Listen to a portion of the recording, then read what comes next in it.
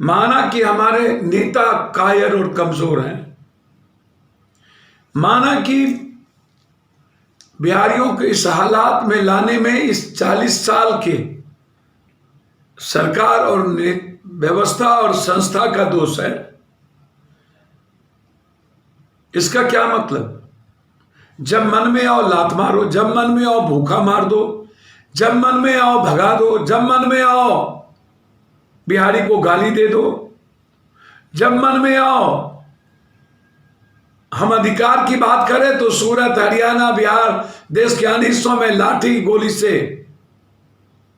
बिहारियों को, मजदूरों को तक सड़कों पर लिटा दो, जेल में ठूस दो। जनधन योजना के लिए बैंक में जाए तो महिलाओं को मारो। तो ये बिहारियों को ये क्या समझते हैं? डगरा का बैगन।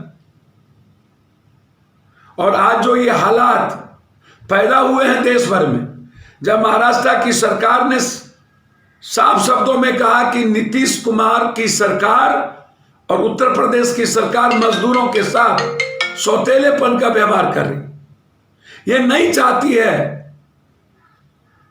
और नीतीश बाबू क्या सुशासन बाबू का दिखता है 21 दिन क्वारंटाइन का डर दिखा दिया। अरे जिसको फीवर नहीं है या फीवर है भी तो जांच करके उसको क्वारंटाइन कीजिए, जो पॉजिटिव है उसको रखिए। दिल्ली, महाराष्ट्र, पंजाब में और कलकत्ता में आपने अभी तक ट्रेन देने की व्यवस्था नहीं की, जबकि दिल्ली के मजदूरों को हम बिहार भेजने के लिए हमने निर्णय ले लिया। येद्रप्पा कौन होता है? बिहारी लाठी गोली लात खा करके किसी की का नौकर नहीं है ना, उसके बाप का नौकर तो नहीं है। बिल्डर के कहने पर आपने ट्रेन कैंसिल कर दिया। बारे बा येद्रप्पा जी, बिहारियों के विल के खिलाफ जबरदस्ती आपने रोका है। सारे बिहारी भूखे हैं वहां। इसका परिणाम बहुत गलत होगा और केंद्र सरकार से आग्रह करेंगे कि आप बेंगलोर और पंजाब, जहां से बिहारी अपने घर लौटना चाहते हैं, उसको घर भेजने की सुनिश्चित व्यवस्था करें। और नीतीश कुमार के धूर्ततापूर्ण, दुष्टाईपूर्ण जो चरित्र है बिहारी मजदूरों के हित में, ये बहुत गलत है। बिहारी को रोजगार और खाना नहीं मिल रहा है, जिसके चलते बिहारी मजदूर अपने घर लौटना चाहते हैं। वो भूख से मरेंगे भी तो अपने घर में, कोरोना वायरस से मरेंगे भी तो अपने घर में।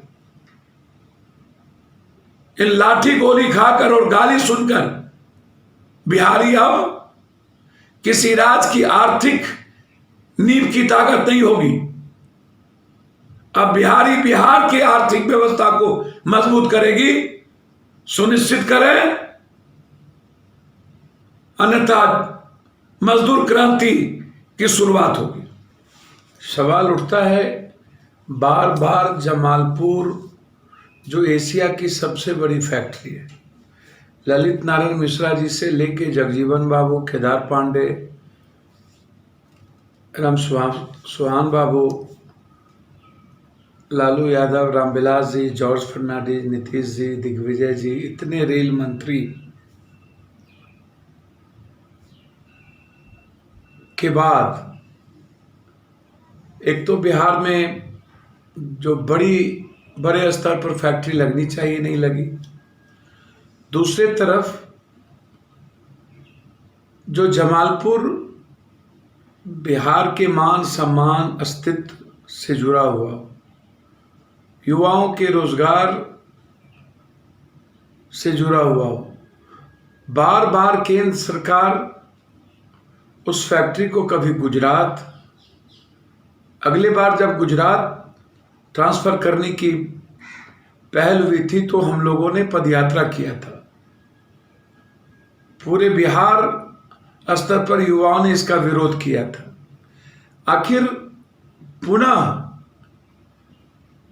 महाप्रबंधक स्तर पर यह चिट्ठी निकालकर और उसकी प्रक्रिया शुरू कर देना, ये मुख्यमंत्री, ये सरकार क्या है?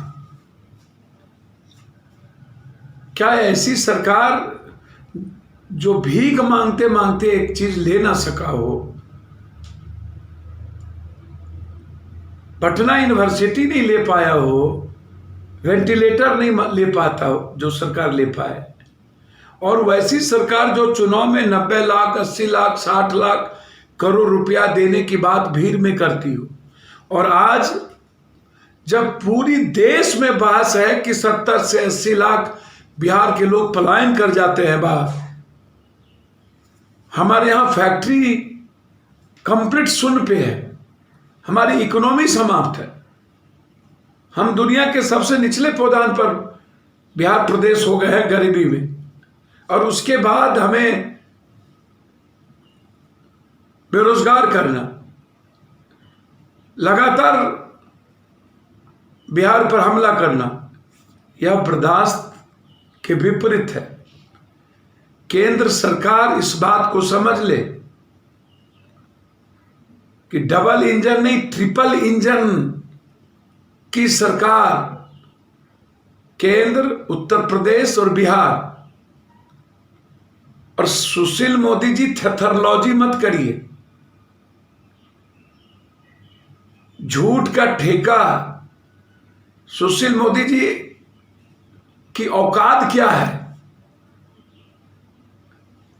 न दाल चलवा सके, न वेंटिलेटर ले सके, न पटना यूनिवर्सिटी केंद्रीय विश्वविद्यालय बनवा सके, और न विशेष पैकेज ले सके। इनकी औकात और हैसियत क्या है केंद्र के नजर में, ये दुनिया को पता है। इसलिए सुशील मोदी से मेरा आग्रह है कि कमजोर कायर, इतना डरपोक सरकार हमने नहीं देखी। 1 मिनट भी रहने का अधिकार नहीं है। केंद्र सरकार ने यदि बिहार के मान सम्मान अस्तित्व की उस जमालपुर को छूने की भी कोशिश किया तो एक भी केंद्रीय दफ्तर और कोई भी रेल बिहार से नहीं चलेगी। कोई समझौता जमालपुर और बिहार के फैक्ट्रियों पर रोजगार के सवाल पर बिहार के युवा नहीं चलने देंगे। यह सवाल बिहार के 12 करोड़ के सम्मान से जुड़ा है।